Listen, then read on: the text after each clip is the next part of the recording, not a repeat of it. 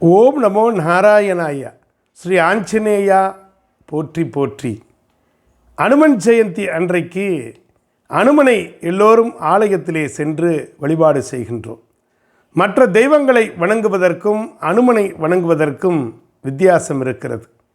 மற்ற தெய்வங்களை நாம் கைதொழுது கைகூப்பி நாம் சென்று வணங்குகிற தோரணைகளை சென்று கொண்டிருப்போம். ஆனால் ஆஞ்சநேயர் நம்மை வணங்கி வாருங்கள் வாருங்கள் வாருங்கள் என்று அழைத்து கொண்டிருப்பார். இதுதான் ஆஞ்சநேயருடைய சிறப்பு.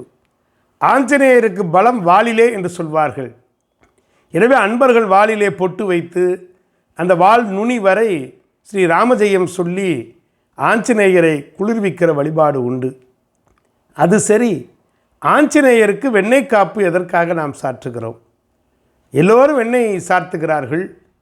இந்த வெண்ணெய் ஒரு அற்புதமான ஒரு பொருள், உருகக்கூடிய பொருள். இதற்கு வரலாறு இருக்கிறதா என்றால் நிச்சயமாக வரலாறு இருக்கிறது. ராவண வதம் முடிந்த பிறகு அதிலே தப்பி ஓடிய அரக்கர்கள் பல்வேறு வரங்களை பெற்று மீண்டும் தேவர்களுக்கு துன்பத்தை தருகிறார்கள். தேவர்கள் இங்கும் அங்கும் ஓடி களைத்து போய் விடுகிறார்கள். ஒரு கட்டத்திலே எங்களையெல்லாம் பாதுகாக்க வேண்டும் என்று சொன்னால் அது யாரால் முடியும் என்று கேட்ட பொழுது அனுமனால் தான் முடியும் என்று சொல்ல தேவாதி தேவர்கள் பிரம்மன் முதலானோர் அனைவரும் தங்களது அஸ்திரங்களையும் அனைத்து ஆயுதங்களையும் அனுமனிடத்திலே கொடுக்கிறார்கள். சாட்சாத் ஸ்ரீ ராமச்சந்திர மூர்த்தி அனுமனை பார்த்து கொண்டே அனுமனுடைய பராக்கிரமத்தை ஜாம்பவான் மூலம் தெரிந்து கொண்டவர் அல்லவா? எனவே அனுமனை அழைத்து தான் அடுத்து எடுக்கப் போகிற அவதாரத்திற்கு முன்னோடியாக வெண்ணெயை உடம்பிலே தடவி இந்த வெண்ணெய் உருகுவதற்குள்ளாக அந்த அரக்கர்களை நீ நிச்சயமாக அவர்கள் எண்ணத்தை மாற்றி ஆட்கொண்டு விடுவாய், இந்த வெண்ணெய் உருகுவதற்கு முன்பாக இந்த செயல் நடக்கும் என்று சொல்லி அனுமனை ராமர் அனுப்பி வைக்கிறார். அந்த அடிப்படையிலே ஆஞ்சநேயர் களம் புகுந்து அந்த வெண்ணெய் வேகமாக உருகக்கூடியது, வெப்பநிலைக்கு ஏற்ப மாறக்கூடியது.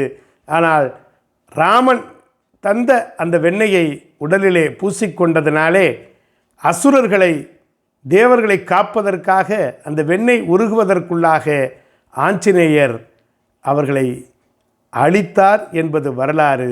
அதுபோல நம்மிடம் இருக்கிற கெட்ட குணங்கள் நீங்க வேண்டும் என்று சொன்னால் ஆஞ்சநேயருக்கு வெண்ணெய் சாற்றி வழிபட வேண்டும். அப்படி வெண்ணெய் சாற்றி நாம் இல்லம் திரும்புவதற்கு முன்பாகவே ஆஞ்சநேயருடைய அந்த மார்பிலே இருக்கிற வெண்ணெய் உருகுவது போல நம்முடைய கெட்ட எண்ணங்களும் உருகிவிடும் என்பதுதான் ஐதீகம். எனவேதான் ஆஞ்சநேயருக்கு வெண்ணெய் சாற்றி வழிபடுகிறோம்.